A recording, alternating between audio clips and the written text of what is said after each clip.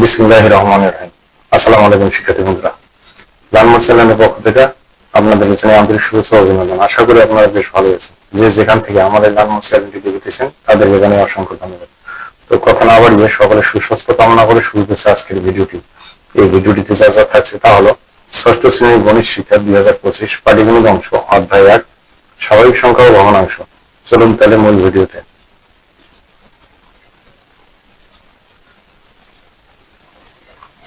আজকের আলোচ্য বিষয় হলো অনুশীলনী 1.1 দেশীয় রীতিতে সংখ্যা গঠন, আন্তর্জাতিক গণনা পদ্ধতি, দেশীয় ও আন্তর্জাতিক গণনা রীতির পারস্পরিক সম্পর্ক। এক, নিচের সংখ্যাগুলো অঙ্কে লেখো। সমাধান। ক 20,070।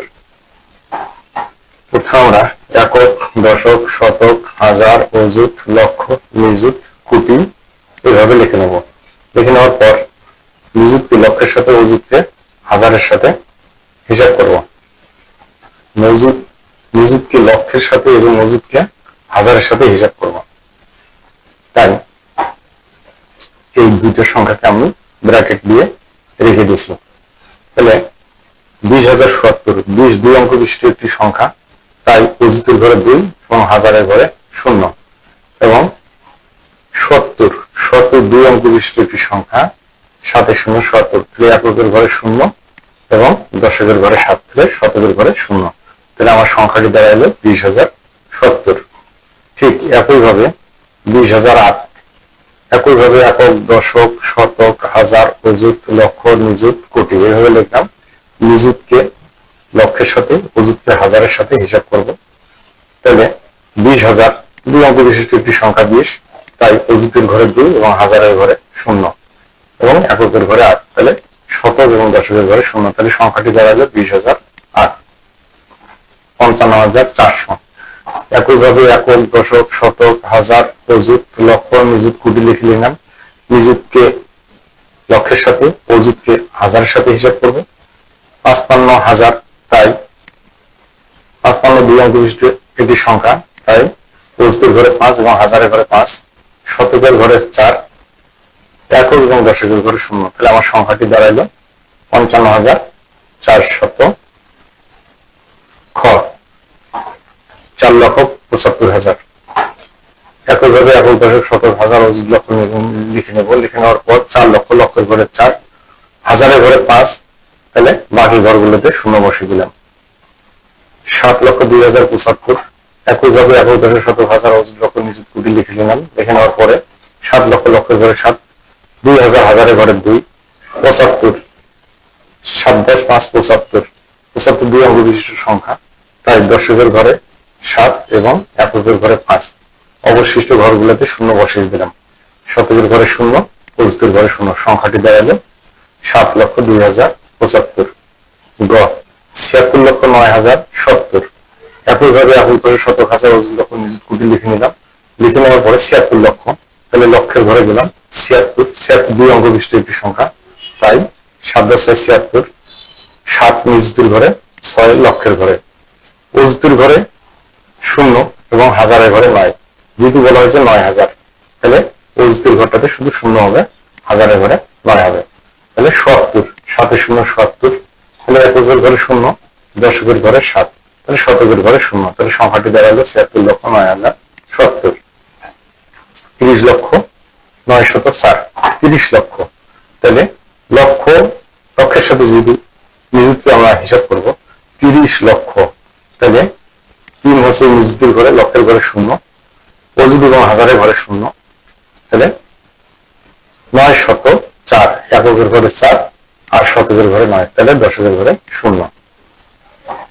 গ 5,03,02,007। 5 কোটি, কোটির ঘরে 5 বসাইলাম। হ্যাঁ, নিযুতের ঘরে 3 লক্ষ, নিযুতের ঘরে 0 বসালাম, লক্ষের ঘরে 3 বসাইলাম। অযুতের ঘরে 0 বসালাম, হাজারের ঘরে 2 বসালাম, 2,000, এককের ঘরে 7 বসালাম। আর দশক এবং শতকের ঘরে 0 বসালাম, অযুতের ঘরে 0 বসালাম, নিযুতের ঘরে 0 বসালাম। তাহলে আমাদের সংখ্যাটি দাঁড়াবে 5,03,02,007। 98,07,05,009, 98 কোটি। তাহলে ওই একইভাবে একক দশক শতক হাজার অযুত লক্ষ নিযুত কোটি লিখে নিলাম। 98 কোটি, 98 দুই অঙ্ক বিশিষ্ট একটি সংখ্যা, তাই 9 10 8 98 লিখে নিলাম।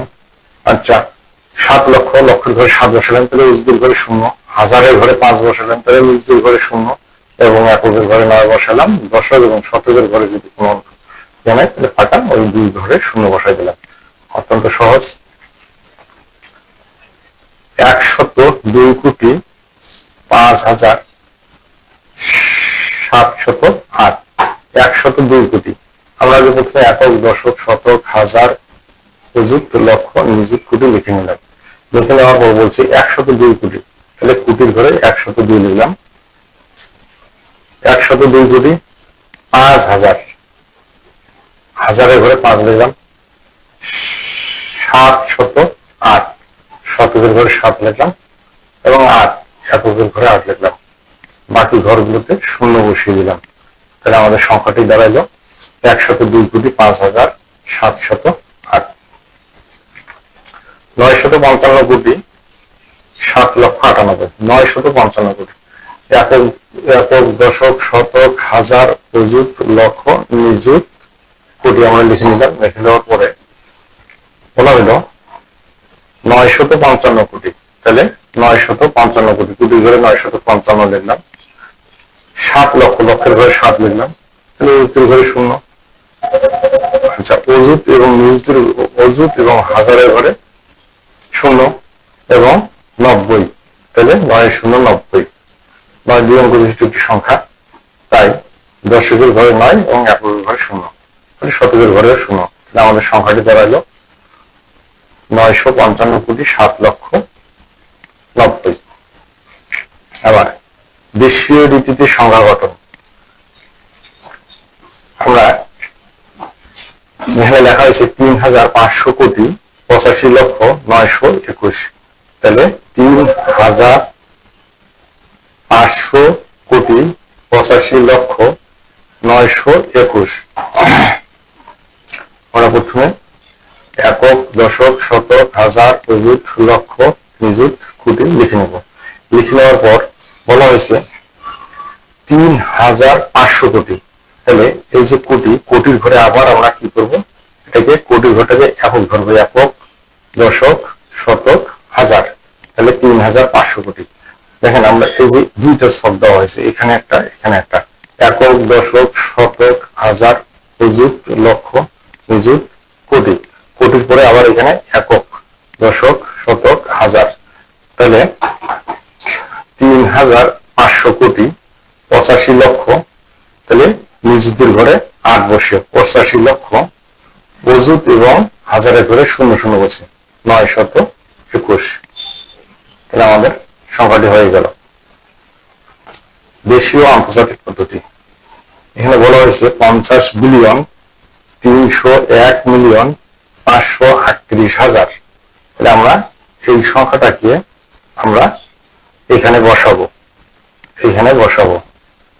তাহলে আমরা প্রথমে একক দশক শতক হাজার অযুত লক্ষ নিযুত কোটি, এটা আমাদের দেশীয় পদ্ধতিতে আমরা এটা লিখে নিলাম।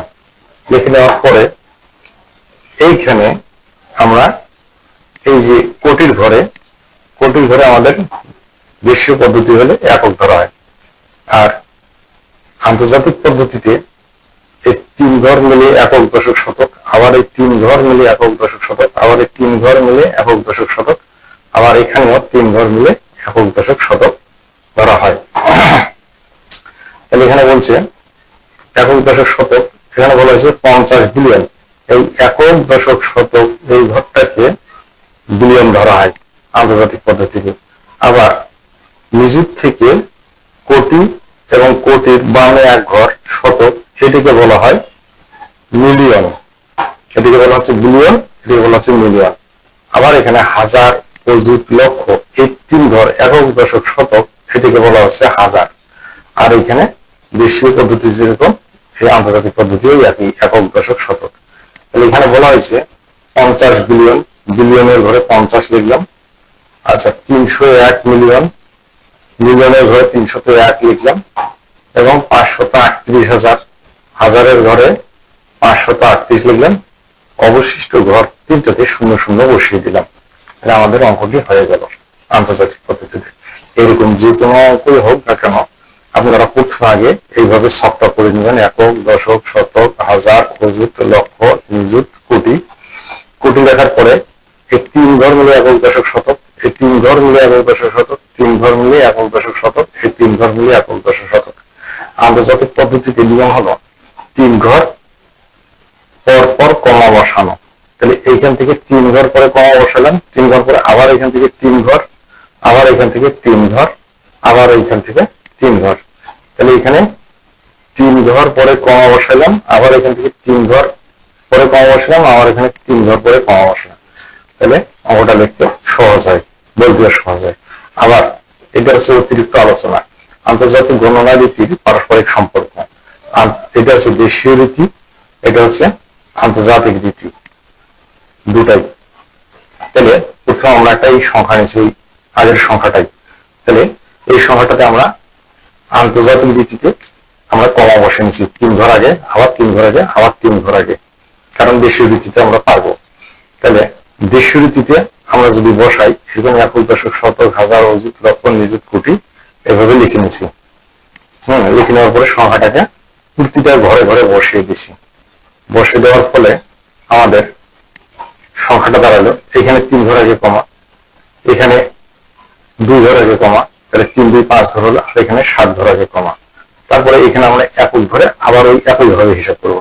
তাহলে একক, দশক, শতক, হাজার, 3500 কোটি হইলো। এখানে কত হলো? 85 লক্ষ হইলো। এখানে হাজারের আরো যদি করে 00, তাহলে এখানে 00, আর এখানে কত হলো? 921। ওই অঙ্কটি এখানে আমরা বিলিয়নের ঘরে কত বসাইলাম? বিলিয়ন হচ্ছে 3 ঘর মিলে, তাহলে এখানে মিলিয়ন হচ্ছে 3 ঘর মিলে, আর হাজার হচ্ছে 3 ঘর মিলে। তাহলে আমরা এখানে 3 ঘর মিলে বসাইলাম, এখানে কত হলো? 921, এখানে হাজার। তাহলে এখানে হাজারের ঘরে আমার কত থেকে হাজারের ঘর আছে? এই যে হাজার থেকে অযুত, লক্ষ, হাজার থেকে লক্ষ, এই হাজার থেকে এই লক্ষ, হাজার থেকে এই লক্ষ হলে আমাদের কত হলো? 500 হাজার। তারপরে এখানে হাজারের পরে আসলে আমাদের কি? এই নিযুত থেকে কোটি এবং কোটির 1 ঘর আগ পর্যন্ত। তাহলে এখানে হলো কি? Billion, correction, million. তাহলে মিলিয়ন এইখান থেকে আমাদের এই পর্যন্ত, তাহলে কত? শুধু 8 আছে, তাহলে 8 মিলিয়ন। আর এইখান থেকে এই পর্যন্ত আছে কত? 35, তাহলে 35, এখানে আছে 35 বিলিয়ন।